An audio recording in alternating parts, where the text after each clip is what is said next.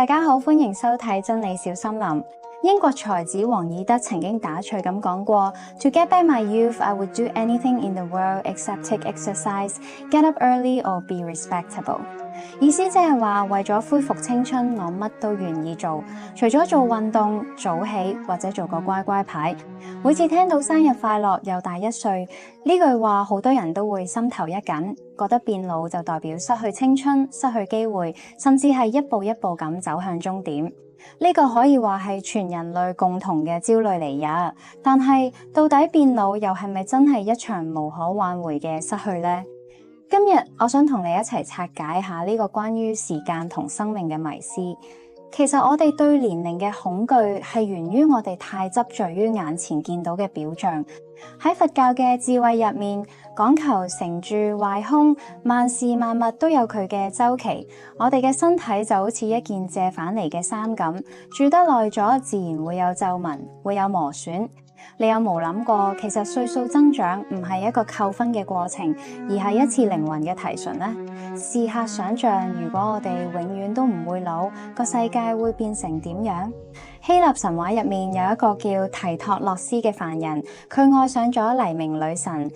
女神幫佢向宙斯求取長生不死，但偏偏就唔記得咗求長春不老。結果提托洛斯永遠都唔會死，但係身體就不斷咁衰老，最後縮成一隻蟬。呢個故事其實好溫柔咁提醒緊我哋，如果時間停滯不前，生命就會變成一座無法逃脫嘅監獄。所以咧，身體嘅變化其實係大自然送俾我哋最仁慈嘅禮物。佢用一種好溫和嘅方式，等我哋慢慢放低對物質世界嘅執着咯。你可能會覺得，既然一切都會流逝，咁生命仲有咩意義呢？其實物理學上有一個概念，講到宇宙萬物都會慢慢走向混亂同無序，但係人類嘅意識偏偏就係逆流而上嘅。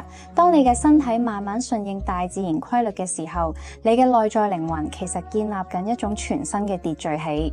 你可能會問，咁青春流逝咗，仲剩低啲咩去？呢個時候，呢個就係你隨着歲月沉澱落嚟嘅智慧，同埋對世界嘅包容啦。當你又大1歲，你其實係放低緊一啲不再適合你嘅包袱。10幾20歲嘅時候，我哋好在意別人嘅眼光，好似坐過山車咁，情緒大起大落，總係為咗迎合別人而搞到自己好攰。但係慢慢你會發現，你開始懂得過濾身邊嘅人同事，知道咩先係最珍貴。歲月將你熬製成一碗清澈但係味道醇厚嘅湯，你唔需要再向外界索取認同，因為你已經學識點樣擁抱最真實嘅自己啦。每次切生日蛋糕，其實唔係哀悼逝去嘅青春，而係一次靈魂升級嘅儀式。古希臘哲學家亞里士多德講過 ：Knowing yourself is the beginning of all wisdom。了解自己係所有智慧嘅開端。年紀漸長，唔係走向消亡，而係一步一步咁走近最真實嘅自己。你唔需要再靠外界嘅掌聲嚟證明自己嘅價值，因為你已經內置咗一個安穩嘅宇宙。每一次生日都係宇宙靜靜地同你講：恭喜你啊！你又比以前更自由，更加懂得錫自己啦。